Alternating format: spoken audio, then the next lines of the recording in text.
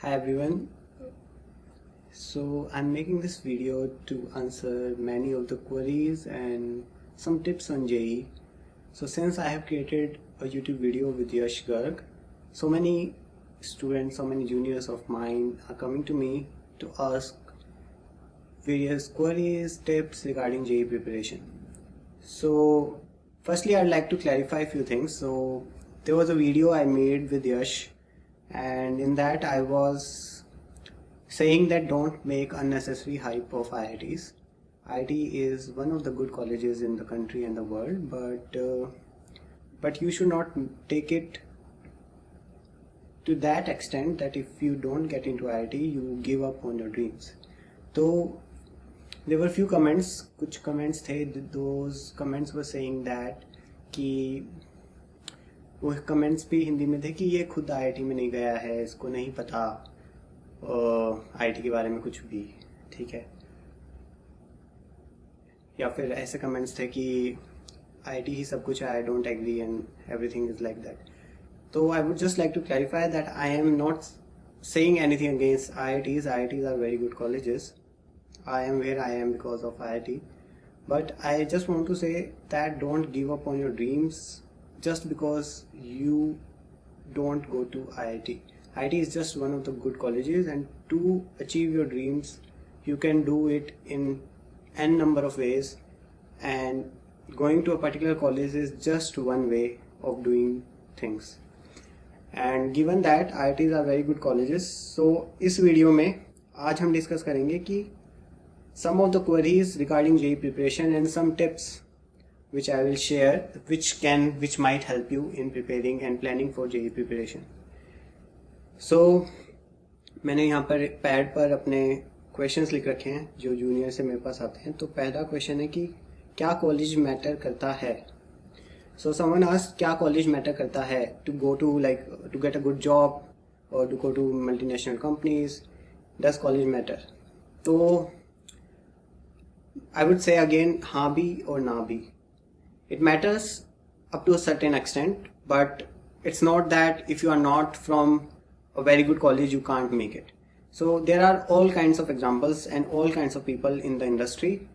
Like there are people, like I work at Amazon, मैं Amazon में काम करता हूँ, तो I see people who are from IITs, I see people who are from other colleges, NITs, DTU, other good colleges, and I also see people from not that great colleges, some colleges जिनके शायद मैंने नाम भी नहीं सुने थे अपने 11th-12th में, ऐसे कॉलेजेस से भी लोग आए हैं. लाइक वेरी नॉर्मल कॉलेजेस से भी लोग आए हैं, सब काइंड ऑफ कॉलेजेस से लोग आए हैं यहाँ अमेजोन में काम कर रहे हैं मेरे साथ. और इसलिए मैं कहूँगा कि मैटर भी करता है, नहीं भी करता, because definitely college makes it provides you more opportunities and makes it might be slightly easier for you to to get a good job, because college is an indicator कि you are a hard working person, you are a smart person, and that's why anyone would like to hire you.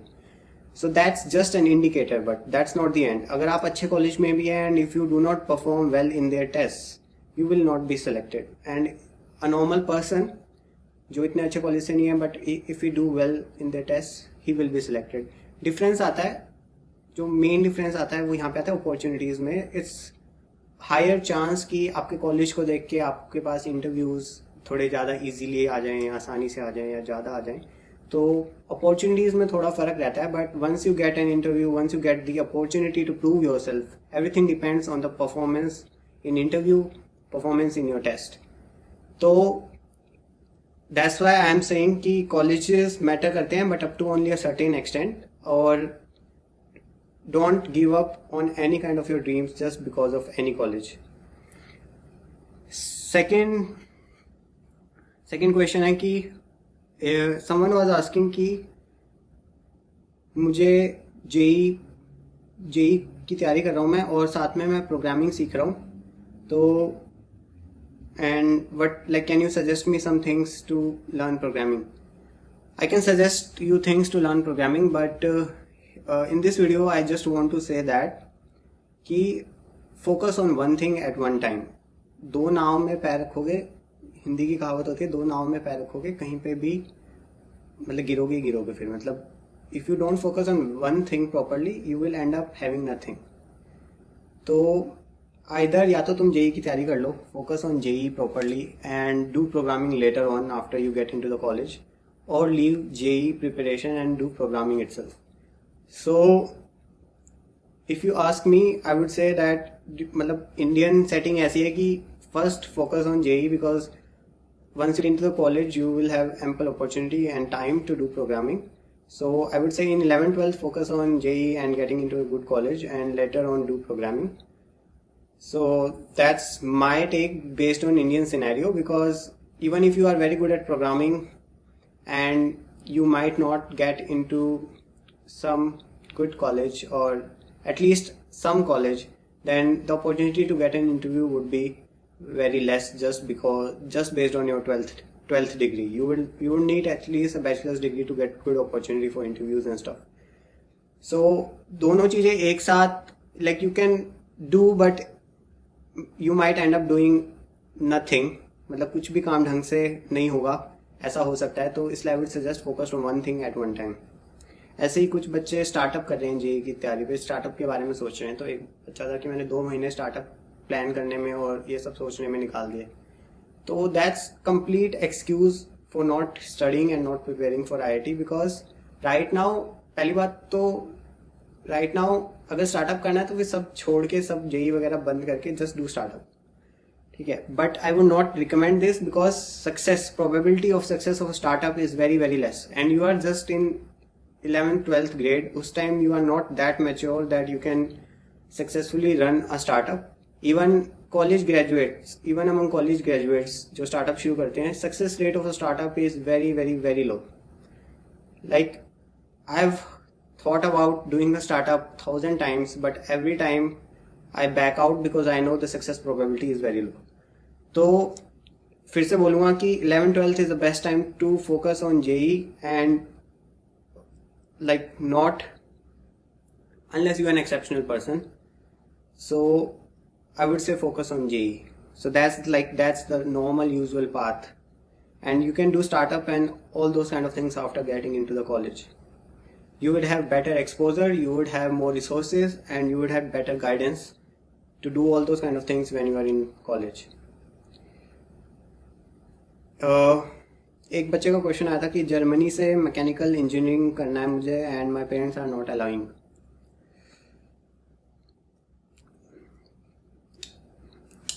I can't convince your parents. And मैंने उससे पूछा था कि वो क्यों करना चाहता है, तो आई अंडरस्टैंड दैट जर्मनी की mechanical engineering is best, but firstly understand कि तुम्हारा एडमिशन हो रहा है अच्छे कॉलेज में वहाँ पर या नहीं। दूसरा कि can you and your parents afford the education of any foreign country, because it's gonna be costly. And thirdly, are your parents comfortable sending you abroad at this age? Some parents have concerns that the child is not yet very mature to go abroad.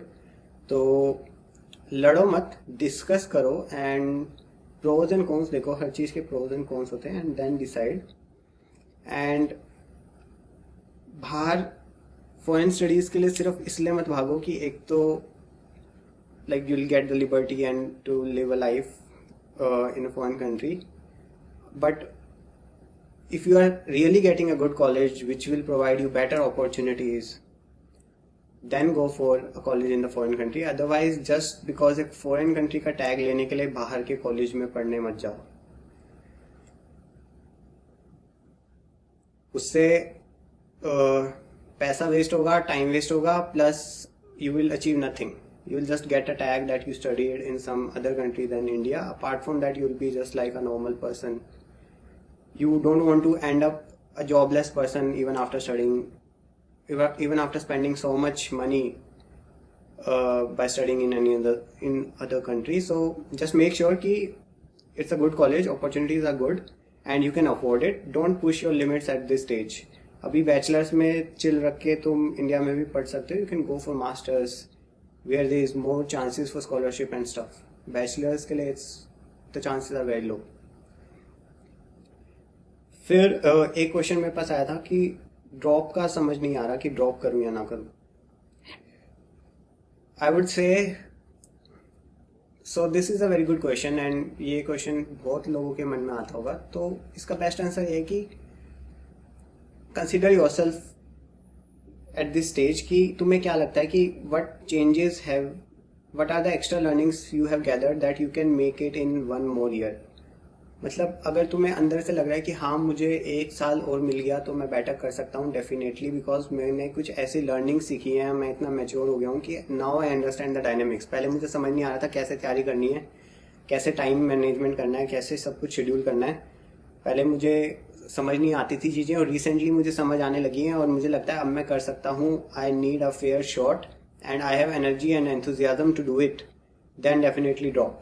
But otherwise बस तुम्हें लग रहा है कि तुम्हें कुछ ऐसा नहीं लग रहा कि बहुत चेंज हो जाएगा, अंदर से तुम कन्विंस ही नहीं हो पा रहे कि you can make it in 1 more year, या फिर तुम्हें कुछ ऐसी अंडरस्टैंडिंग डेवलप करी है कि now you can do it. तो अगर ऐसा कन्विंसिंग थॉट्स नहीं आ रहे तो I would say avoid dropping, और maybe like kind of partial drop कि go to particular college and prepare alongside. So this question has no definite answer. It depends on what you feel from inside. How do you feel? Are you feeling confident now that you can do it in 1 more year? So drop based on that, and do not drop if you are already getting a good college. कि भी even if you are not getting IT but you are getting a good college, don't drop.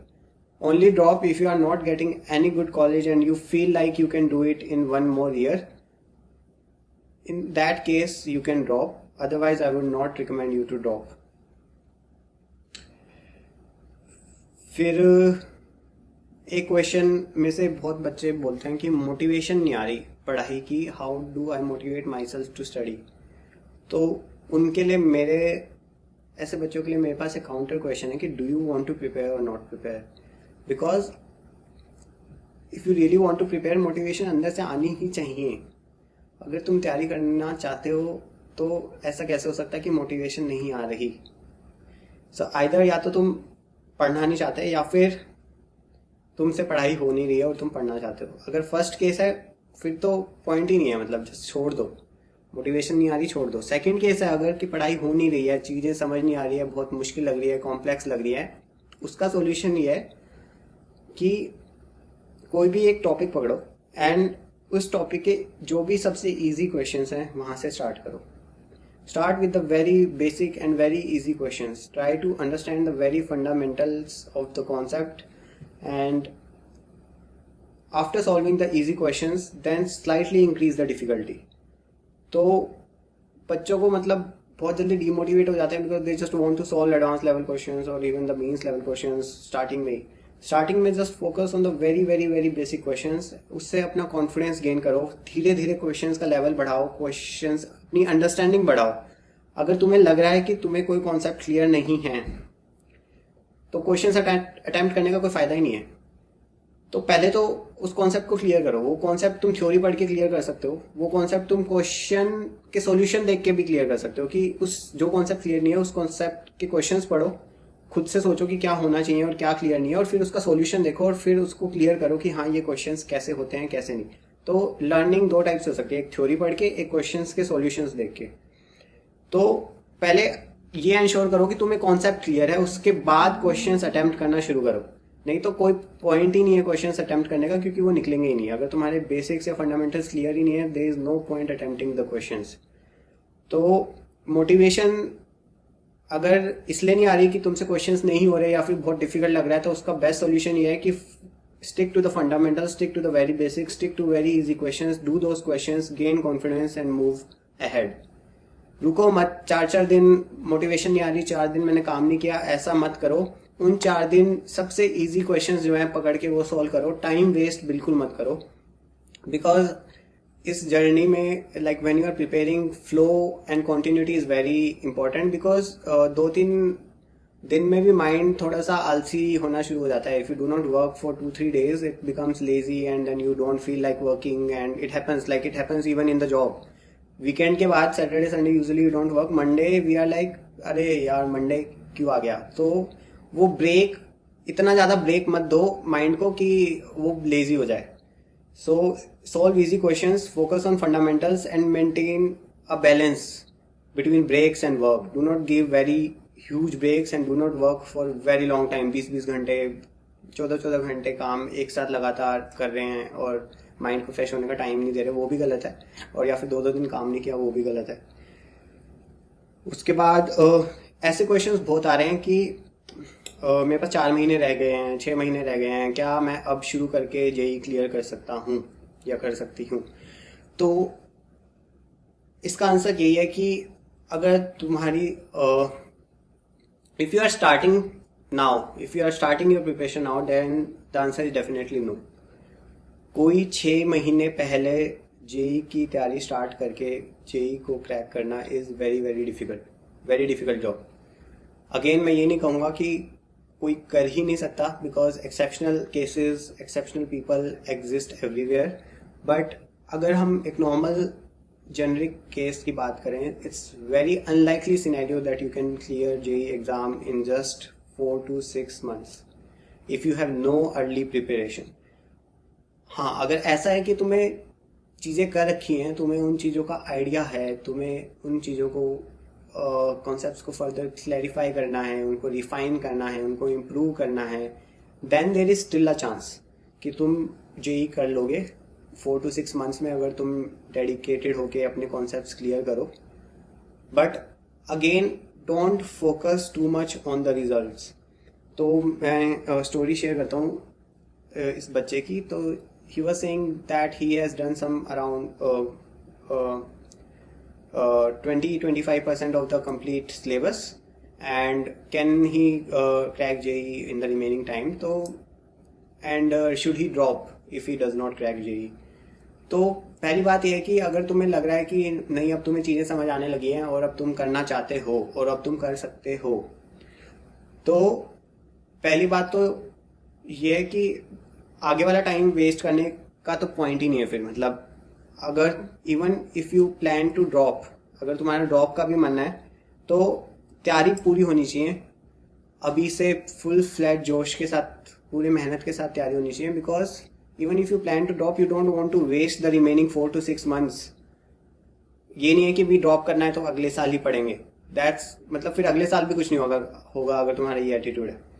तो best attitude इस case में ये है कि अभी से अच्छे से मेहनत करके तैयारी करो, फंडामेंटल्स क्लियर करके, and don't worry about the result. जो रिजल्ट आएगा आ जाएगा, उसके हिसाब से क्या करना है, ड्रॉप करना है नहीं करना, वो सोच लेना. But only thing which is in your hand is to prepare well.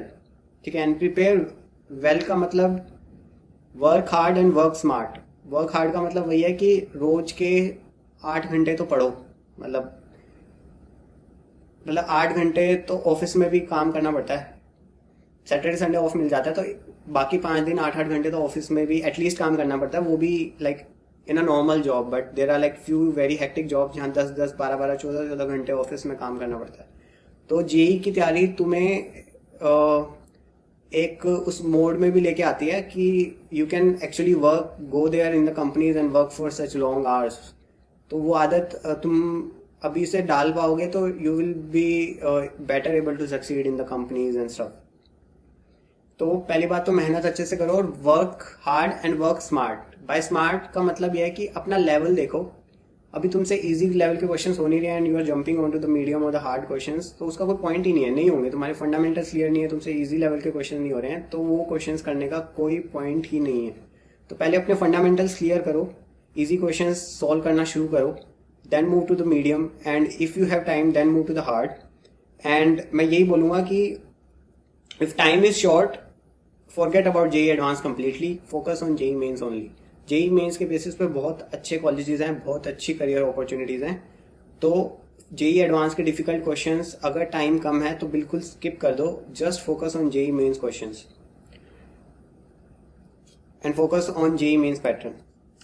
तो ये तो हो गए क्वेरीज जो मेरे पास बच्चों से आती हैं. अब कुछ टिप्स मैं अपनी तरफ से देना चाहता हूँ इस वीडियो में, like how to effectively prepare for JEE. तो एक टिप तो मैं दे ही चुका कि understand your level and don't be over ambitious कि भाई नहीं हमें तो एकदम से डिफिकल्ट लेवल के क्वेश्चन या मीडियम लेवल के क्वेश्चन करने हैं, टाइम लगेगा चीज़ों को समझने में। अगर कॉन्सेप्ट्स को क्लियर करने में पूरा पूरा दिन भी लग रहा है तो पहले उनको क्लियर करो, क्योंकि बिना क्लियर करे तो क्वेश्चन होंगे ही नहीं, तो कोई पॉइंट ही नहीं है क्वेश्चन अटेम्प्ट करने का जब तक कॉन्सेप्ट क्लियर नहीं है। वो कॉन्सेप्ट तुम थ्योरी पढ़ के भी क्लियर कर सकते हो या क्वेश्चन के सॉल्यूशंस देख के भी कर सकते हो, वो तुम्हारी चॉइस है। इसलिए मैं कहता हूँ कि one of the tips is कि फाइंड स्टडी मटेरियल विच है सॉल्यूशंस। ऐसा स्टडी मटेरियल ढूंढो जिसमें हर एक क्वेश्चन का तुम्हारे पास सॉल्यूशन हो, जिससे कि अगर तुम्हें कोई कॉन्सेप्ट क्वेश्चंस के सॉल्यूशन देख के समझना है तो तुम वो समझ सको। तो I usually don't recommend that kind of study material जिसके सॉल्यूशंस नहीं है, because if you are stuck you are dependent on a teacher and this is a self study journey. यहाँ पे जितना ज़्यादा सेल्फ स्टडी करोगे, जितना ज़्यादा खुद सॉल्यूशन देख देख के समझोगे, उतना ज़्यादा तुम्हारी कैपेबिलिटी बढ़ती जाएगी। तो पहली टिप तो यही है कि मटेरियल सॉल्यूशंस वाला देखो और कॉन्सेप्ट्स को क्लियर करो, आइदर थ्रू थ्योरी और through questions, however you feel comfortable. दूसरा जो सबसे इंपॉर्टेंट पॉइंट है जेईई की तैयारी में वो है डिसिप्लिन, जो कि मैक्सिमम बच्चे यहाँ पे लैग करते हैं। तो मैं अपनी स्टोरी शेयर करता हूँ कि जब मैंने जेईई की तैयारी शुरू करी थी 10th क्लास के आखिर towards the end of the 10th class मैंने अपना फेसबुक डिलीट कर दिया था। उससे पहले मैं इतना ज़्यादा फेसबुक चलाता था, I used to waste a lot of time on Facebook. तो I deleted my Facebook and ज़्यादा उसके अलावा मेरा कुछ ज़्यादा सोशल मीडिया नहीं था। और मैंने I bought that Nokia 500 phone, जिसके अंदर मतलब कोई स्मार्टफोन नहीं, कुछ नहीं, जिससे कि मतलब I don't get much distracted.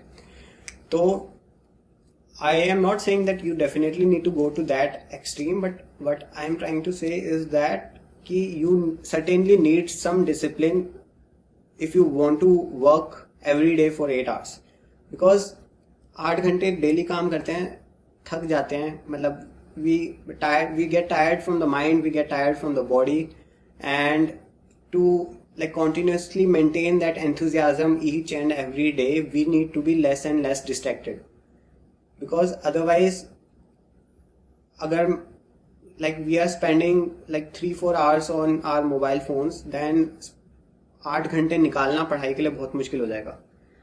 तो डिसिप्लिन बहुत ज़रूरी है। अपना डिसिप्लिन में पहली बात तो यह है कि जो अपनी डिस्ट्रैक्शंस हैं उनको कम करो। दूसरा यह है कि जो तुम्हारा स्लीपिंग शेड्यूल है, स्लीपिंग शेड्यूल बहुत इम्पोर्टेंट है। उसका रीज़न ये है कि तुम ये देखो कि जो एक्चुअल एग्ज़ाम किस टाइम होता है। अगर एक्चुअल एग्ज़ाम तुम्हारा 9 से 12 है तो कोशिश करो कि तुम 9 से 12 जाग रहे हो और बहुत एक्टिव मोड में हो, जिससे कि एग्ज़ाम के वक्त जब 9 से 12 होंगे तो तुम्हारा पीक होना चाहिए उस टाइम एक्टिविटी का, तुम्हारे अलर्टनेस का, तुम्हारे माइंड का, तुम्हारे एंथुजियाज्म का, सबका पीक होना चाहिए उस टाइम पे जिस टाइम पे एग्ज़ाम है। और अगर तुम उठ ही 12 बजे रहे हो तो फिर तो 9 से 12 में एक्चुअल एग्ज़ाम वाले दिन नींद आएगी। तो शेड्यूल को बिल्कुल उस तरीके से सेट कर लो कि तुम्हें एग्ज़ाम देना है 1-2 साल बाद, जब भी एग्ज़ाम देना है तो कोशिश करो कि, और वैसे भी अगर तुम एक डेली हेल्दी शेड्यूल मेंटेन करते हो, टाइम पे उठते हो, टाइम पे सोते हो, तो तुम्हारा जो मेंटल स्टेटस है, मेंटल हेल्थ बहुत सही रहती है और उससे तुम्हारी जेईई प्रिपरेशन बहुत बेटर होगी। In fact not just JEE preparation, life में कुछ भी करोगे तो भी बेटर होगी। और ये चीज़ आसान नहीं है, ये मैंने जेईई के टाइम पे बहुत रिग्रेसली फॉलो करी थी। मैं 7 बजे उठता था, बट आफ्टर जेईई दोबारा से हम थोड़े से लेजी हो जाते हैं। तो अब जैसे अब ऑफिस के लिए तो उठना ही पड़ता है सुबह सुबह, बट अदरवाइज वीकेंड्स पे नहीं उठा जाता। तो this is not an easy thing, but you have to do it if you want to like do something in a discipline mode on a regular basis. तो उसके लिए अगर energy, physical energy, mental energy और stamina चाहिए तो you need to be very discipline. ठीक है, उसके बाद है हेल्थ एंड फूड। ये बहुत इंपॉर्टेंट है कि हमारा जो मूड है, मतलब मैं अगर ढंग से खाना नहीं खा रहा मेरा मूड खराब हो जाएगा, बिल्कुल कुछ अच्छा नहीं लगेगा और कुछ काम करने का मन नहीं करेगा। ठीक है, या फिर किसी दिन मैं like even if I don't take shower in the morning तो पूरा दिन ऐसे लेजी जाएगा, मन नहीं करेगा कुछ करने का। तो ये नेचुरल बॉडी प्रोसेस है, बायोलॉजिकल प्रोसेसेस हैं। तो food, health, taking a shower daily in the morning, these are very basic things जो कि करनी पड़ेंगी, जिससे कि तुम दिन में एक्टिव रहो, एनर्जेटिक रहो और काम कर पाओ। Otherwise it's very difficult to work without these things. उसके बाद आता है फ्री टाइम। ये क्वेश्चन में से बहुत बहुत बच्चे पूछते हैं कि आप फ्री टाइम में क्या करते थे, या फ्री टाइम को हम कैसे यूटिलाइज करें माइंड को फ्रेश करने के लिए। And definitely this is a very important point. अगर तुम 8 घंटे डेली के पढ़ रहे हो तो, और अगर तुम्हें अगले दिन भी 8 घंटे पढ़ना है, तो तुम्हें जो ब्रेक है उसको बहुत ढंग से यूटिलाइज करना है, जिससे तुम बिल्कुल फ्रेश हो जाओ। तो हर एक का फ्रेश होने का अपना तरीका है, कोई फिक्स तरीका नहीं है। बट जो मुझे लगता है कि something I would like to suggest is कि जो ब्रेक्स हैं उसके अंदर तुम लोगों से मिलो, अपने पेरेंट्स से बात करो, अपने रिलेटिव से, फ्रेंड से, जो भी तुम्हारे क्लोज वंस हैं उन सब से बातें करो और घुलो मिलो, हंसो और लाइफ को एंजॉय करो। मतलब मूवीज देखो तो साथ में देखो, कुछ कुकिंग वगैरह कर सकते हो वो भी साथ में मिलके कुकिंग कर सकते हो। मैं इसलिए कह रहा हूँ कि साथ में I am emphasising to like be social in those hours is because बाकी 8 घंटे तुम बिल्कुल अलोन हो, तुम अकेले बैठ के पढ़ाई कर रहे हो। तो उसके बाद नेचुरली मन करता है कि लोगों से मिला जुला जाए, बात की जाए, थोड़ा सा घुला मिला जाए ताकि माइंड फ्रेश हो जाए। तो ये एक बहुत अच्छी स्ट्रेटेजी है कि talk to parents, talk to relatives, talk to friends. अगर मूवीज देख रहे हैं या फिर खाना बना लो साथ में मिलके, मम्मी के साथ मिलके खाना बना लो।